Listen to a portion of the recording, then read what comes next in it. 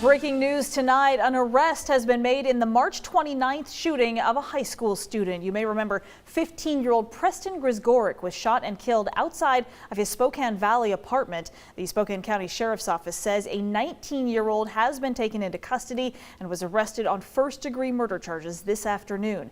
That person is now in jail and expected to appear in court tomorrow. As the investigation continues, we're also told there could be more arrests.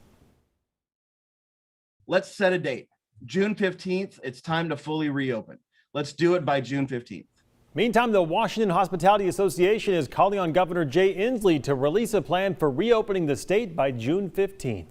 Good evening and thank you for joining us for KREM 2 News at 5 tonight. I'm Mark Hanrahan. Welcome everyone. I'm Whitney Ward. The Hospitality Association is arguing the state's current plan relies on business shutdowns to control the spread of the virus and claims those efforts have not worked a single time. 48 other states have already released opening plans, so they're now asking the public to sign a petition to reopen the state by mid-June. Governor Inslee announced a 2-week pause on Tuesday to the state's reopening plan. After that, the state will then reevaluate the data. We've reached out to the governor's office for a statement about today's request from the Hospitality Association, but we are still waiting to hear back.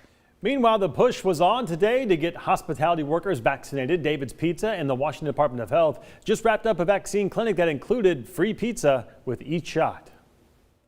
And David's Pizza approached us about helping out with hospitality workers in the area and wanting to make sure that their staff were properly immunized and hoping to keep Spokane open. After people got their Johnson & Johnson vaccine, they had a chance to get a free slice. David's Pizza owner, Mark Starr, says this will make it easier for people to get a one-and-done shot right in the arm. Well, some big news for downtown Spokane. The Pacific Northwest Qualifier coming back this year. The volleyball tournament is usually the city's largest tourism event. Of course, it had to be canceled last year, like many of Spokane's traditions in big events. As Ian Smay reports tonight, the event's return, though, is a sign of hope for local businesses. One word, hooray. It's here, it's coming. We're so excited. It's been rescheduled from March to May, and we can't begin to say how happy we are that it's coming back to Spokane. The Pacific Northwest Qualifier is back in Spokane next weekend. As the region's largest volleyball tournament, it also represents the city's biggest tourism event. Visit Spokane estimates that during a normal year, the tournament brings in $12 million, more than 15,000 visitors, and results in hotels seeing 15,750 room nights, which is a count of how many rooms are occupied for how many nights. Even with organizers saying that a little less than half the normal number of teams are taking part this year, it's a welcome sight for the hospitality industry. We're actually quite relieved that we didn't get rolled back into phase 2 because we were really looking forward to the PNQ and the financial impact that it'll make, even if it's smaller than it is in normal years. We'll take what we can get. So it's great news. It's been a tough year for Spokane hotels, restaurants, and other businesses. Major events such as the PNQ, Hoop Fest, and Bloomsday have been forced to cancel or go virtual. This has led to millions in lost revenue for local businesses. But with the PNQ returning, there is hope for the industry. I certainly hope this means we're getting back to normal. It's been a long 14 months here. So yeah, this is a very good sign for us. We also hope this is a momentum that will carry us into the summer and into the fall. Also drawing Spokane visitors, Gonzaga is having an in-person graduation ceremony at Meads Union Stadium this Sunday. Between the graduation and the upcoming volleyball tournaments, he says Davenport is hiring to meet the demand. And for the industry as a whole, the hope is that this is just the beginning of Spokane's comeback. We're so happy and relieved that it's happening and that it can happen safely. So we have high hopes for recovery. This is kind of the kickoff of the recovery season for Spokane County. In downtown Spokane, Ian Smay, KREM 2 News. And since the start of the pandemic, a vaccine was seen as the end game. But now, in the midst of this ongoing vaccine rollout, health experts say reaching herd immunity is actually looking less and less doable. So this comes after the Biden administration shifted its vaccination strategy away from herd immunity. So what signals are health officials looking for to open things back up? A UW professor says it is difficult to pinpoint. There's a lot of COVID-19 circulating in our communities right now. The bad news is it's going to be very difficult to get rid of it. President Biden and national health experts say they are focused on getting as many people vaccinated as possible and managing the virus that is likely to stick around. So when will we do away with mask wearing and other restrictions? Well, health officials say it's just too hard to tell at this point. But the good news is that process is happening in slow phases, they said. And while our state is making progress at getting people vaccinated, there's still concern about a fourth wave. So how is Washington dealing with it? Our Seattle sister station is reporting tonight on some mixed messages coming from state leaders.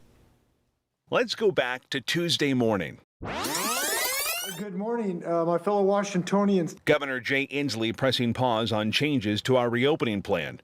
He also mentions a fourth wave of COVID-19, but then said this. But the most recent data that has come in just in the last few days, including what DOH has observed over the weekend, shows a potential plateauing of the COVID activity in the state of Washington, which obviously is good news. A plateau would be great news. But hours later, the Department of Health tweeted this. It claims that a fourth wave is here and that hospitalizations and deaths are on the rise. So what's going on? Are cases plateauing and we're on the right track, or should we be really concerned about this supposed fourth wave? I think that it was really subtly presented. Dr. Scott Lindquist is an epidemiologist for the Department of Health, acknowledging a lack of clarity. The answer to the question is both. He says the short-term unofficial data does show a plateau, but we are cautiously optimistic about it, but doesn't negate the fact that we are in a fourth wave, that we are at high rates, higher than our second wave. The concern we would have, and why Scott is right, is what we don't want to see is that we start to see the plateau and decline, and then you see a jump up. And so that's why we're watching this closely. Governor Inslee also talked about hospitals like this one here in Bellevue. He says hospitalizations are up, but he believes that workers have everything under control. So we wanted to hear from the hospitals themselves. We have definitely seen an increase in hospitalizations across the state, but now a year into the pandemic, I think we've got better treatments, better understanding of the disease, and so it is not as overwhelming as it was previously. Cassie Sauer is the CEO of the Washington State Hospital Association. Despite the fourth wave confusion, she says the message of how to reopen Washington is quite clear. Whether or not we have to move back in phases in our state is completely controllable by our population, which is if people will get vaccinated and do all the steps to stop getting this disease, there'll be no question about whether we have to move back. If you do not get vaccinated for yourself, if you don't believe that it's important for you to get vaccinated for yourself, we would ask you at least to get vaccinated for your loved ones or to protect your community.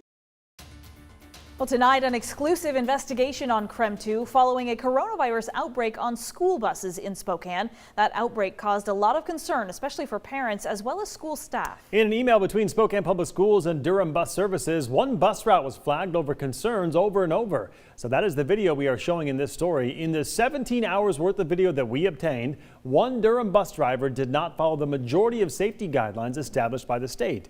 Durham is responsible for following those guidelines and educating its staff on them.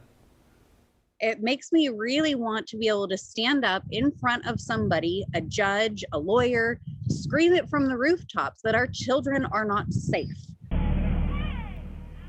SBS mother Amelia Potter doesn't want her son to ride on a Durham bus anymore. Tonight, coming up at 6 o'clock, our Morgan Trow is going to show various safety violations in a KREM 2 exclusive. All right, let's talk weather. An absolutely beautiful day all across the inland Northwest. It felt a whole lot more like July than May, with temperatures topping out over 80 degrees. Yes, it was beautiful, but don't get used to it. A cold front is moving in. We might even see some thunderstorms tonight. KREM 2 meteorologist Tom Sherry is actually out there right now. Still nice outside, but getting cloudier, right? Oh, it's mostly cloudy skies, but incredibly comfortable. Little on the breezy side, but we'll take it. I mean, it is really just a very comfortable evening. As you mentioned, it's almost like a July-like weekend, but we are tracking that cold front moving through tonight. That will manifest itself with cooler temperatures on Friday, gusty winds tonight and tomorrow, and the chance of some showers or thunderstorms, especially across the mountain areas. We'll look for partly cloudy skies tomorrow with a high of near 60, and then the weekend highs will also be near 60 degrees. So here you go. We've got some thunderstorms down in northeastern Oregon. They're beginning to move towards the north. I will tell you right now, the computer modeling does not have a lot of that thunderstorm activity in the Spokane area, but my gosh, you can see it to the south of us, and we're going to get about a temperature drop of 24 degrees, 23 degrees. So you would think that that would be enough instability for us to fire up some boomers tonight. So we'll have to see how this all goes. Right now we're at 79 degrees. You can see the wind is out of the southwest at 17 miles per hour. Your day planner forecast calling for mostly cloudy skies this evening, down to 46, and then a high tomorrow of 61 degrees. So quite a bit cooler than today's high of 83. As we look ahead to the weekend, temperatures below average, 60 both Saturday and Sunday, and of course a very special day on Sunday. It is Mother's Day. I'll have the rest of your 7-day forecast coming up in a few minutes. Thanks for the reminder, Tom, as always. Always appreciate those, for sure. All right, still ahead here on KREM 2 News tonight, the WSU College of Medicine's first class of medical students graduating today. So we'll tell you everything about how they were able to celebrate safely for the class of 2021.